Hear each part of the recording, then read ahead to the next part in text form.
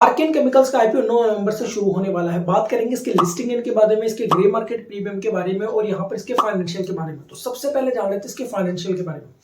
Financial की बात करें तो यहाँ पर जो सबसे इंपॉर्टेंट चीज होते हैं वो है प्रॉफिट आफ्टर टैक्स। तो अगर कंपनी के प्रॉफिट की बात करें 2019 की 31 मार्च 2019 के अंदर कंपनी का जो प्रॉफिट है वो है 39 करोड़। अगर हम बात करें 2020 की यानी कि पेंडेमिक के दौरान इस कंपनी को लॉस हुआ 36 करोड़ का, और उसके बाद 2022 के अगर हम इसका डाटा देखें तो 188 करोड़ का इसको प्रॉफिट हुआ है।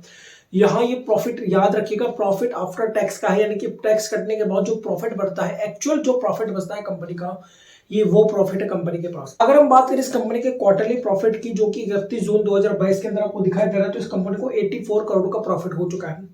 यहाँ पर एक चीज समझने वाली बात है, अगर हम इसके लिस्टिंग की जब हम बात करेंगे तो आपको एक चीज समझ लेनी चाहिए रिटेल कैटेगरी के अंदर, जिसको अगर आप समझ जाते हैं तो आप एक पॉइंट समझ जाएंगे जिससे आप इन्वेस्टमेंट करें या नहीं करें वो डिसीजन लेने में आपको बहुत हेल्प होगी, जो कि इसके सब्सक्रिप्शन के अंदर है। लेकिन उससे पहले हम बात कर लेते हैं कंपनी की स्ट्रेंथ की। तो देखिए कंपनी की बहुत सारी स्ट्रेंथ है, लेकिन मुझे जो दो सबसे ज्यादा स्ट्रेंथ अच्छे लगे इस कंपनी की वो है एलएनपी और एचबी। अब ये दोनों चीजें क्या है, देखिए एलएनपी का मतलब ये लीड करती है मार्केट के अंदर अपनी पोजीशन को, यानी कि ये एक लीडिंग कंपनी है। और दूसरी जो सबसे इंपॉर्टेंट है वो है हाई एंट्री बैरियर। अब यहां पर इसका मतलब समझ लीजिए, जब हम लॉन्ग टर्म के लिए किसी भी कंपनी का इन्वेस्टमेंट करते हैं तो हम एक चीज और चेक करते हैं उसके अंदर, और उसको बोलते हैं मोट, यानी कि कंपनी के पास ऐसा कौन सा एंट्री बैरियर है जिसके वजह से कोई और कंपनी उसके रेवेन्यू को ना ले ले। तो जिस सेक्टर के अंदर ये काम करती है, जिस केमिकल सेक्टर के अंदर ये काम करती है, जिन प्रोडक्ट्स के अंदर ये काम करती है, वहां पर हर कोई इस तरह से कंपनी ओपन नहीं कर सकता। तो ये एक बहुत बड़ा एंट्री बैरियर है इस कंपनी के लिए, जो कि इस कंपनी को बेनिफिट प्रदान करता है। अब बात करते हैं इसके लिस्टिंग इनकी, लेकिन उससे पहले भी हम एक दो चीज और समझ लेते हैं। अगर हम बात करें इसके एक लॉट की, तो इसको एक लॉट के लिए आपको 36 शेयर्स लेने पड़ेंगे। और यहाँ पर अगर हम बात करें इसके जो प्राइस बैंड की, तो आपको मैक्सिमम प्राइस बैंड पर ही आपको इसे खरीदना पड़ेगा, जो है 407 रुपए। अब बात करते हैं इसके ग्रे मार्केट प्रीमियम की और लिस्टिंग की।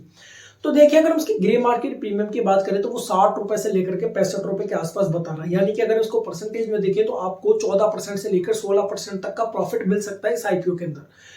लेकिन ये केवल अभी का है grey market premium. Grey market premium हर दिन बदलता रहता है, लेकिन जो कि एक बात मैं हमेशा कहता हूं कि आपको सबसे पहले ग्रे मार्केट प्रीमियम देखने की जगह आपको सब्सक्रिप्शन देखना है कि इस आईपीओ की डिमांड कितनी आ रही है, इस आईपीओ की हाइप कितनी क्रिएट हो रही है, और वो हाइप हमें दिखाई भी दे रही है या नहीं दिखाई दे रही है, जो कि हमें दिखाई देती है सब्सक्रिप्शन के अंदर। तो जब इसका सब्सक्रिप्शन अच्छा आएगा, लेकिन जैसे कि मैंने आपको कहा कि यहाँ पर एक पेज छुपा हुआ है जिसको आपको समझना चाहिए, पहले वो आपको वही समझा देता हूँ। देखिए अगर आप इस वीक की बात करें तो इस वीक के अंदर धड़ाधड़ आईपीओ आते जा रहे हैं। अब देखिए जो कि रिटेल इन्वेस्टर है उसके पास एक सीमित पैसा होता है, वो किसी आईपीओ में लगे। अगर हम पीछे की बात करें तो देखिए बिकाजी आईपीओ जा चुका है, डीसीएक्स आईपीओ जा चुका है। तो इतने अच्छे आईपीओ में लोगों ने पहले ही पैसा लगा दिया है। तो अब इन आईपीओ में लोगों के पैसा लगाना कितना ज्यादा आसान होगा, ये एक सोचने वाला विषय है। तो जो कि देखिए रिटेल इन्वेस्टर के पास एक सीमित अमाउंट होता है कि वो किसी एक आईपीओ में पैसा लगा सकते हैं या ज्यादा से ज्यादा 2 आईपीओ में पैसा लगा सकते हैं, क्योंकि उनका कुछ पैसा पहले ही स्टॉक्स में लगा होता है। तो इससे होगा क्या, इससे सब्सक्रिप्शन कम हो जाएगा, और सब्सक्रिप्शन बहुत ज्यादा इंपॉर्टेंट होता है। मैंने आपको पहले ही बता दिया है जब हम देखते हैं इसके लिस्टिंग के अकॉर्डिंग। और जैसे कि मैं एक बात हमेशा कहता हूं कि अगर किसी आईपीओ का सब्सक्रिप्शन अच्छा नहीं आया, उसका ग्रे मार्केट प्रीमियम पहले कितना भी बता रहा हो, चाहे 100 बता रहा हो, 200 बता रहा हो, लेकिन इसका सब्सक्रिप्शन नहीं आया, तो ग्रे मार्केट प्रीमियम उसी दिन बदल जाएगा। और आप देख सकते हैं जैसे ही आईपीओ शुरू हुए, पहले इस आईपीओ का ग्रे मार्केट प्रीमियम ज्यादा दिखाई दे रहा था इस आईपीओ का, लेकिन अब इस आईपीओ का ग्रे मार्केट प्रीमियम कम हो गया है। लगभग सभी आईपीओ की ग्रे मार्केट प्रीमियम कम हो गए। क्यों? क्योंकि अब सब्सक्रिप्शन कम आएंगे। इसलिए मैं हमेशा कहता हूं आपको पहले देखना है सब्सक्रिप्शन, उसके बाद जब हम दूसरे दिन की बात करें, जब आपको बाद दूसरे दिन का डाटा आ जाए, तब हमें इन्वेस्टमेंट यानी कि तब हमें आईपीओ में पैसा डालना होता है। तो यहां तक आप समझ चुके हैं कि इसमें अंदर इन्वेस्टमेंट कैसे करना।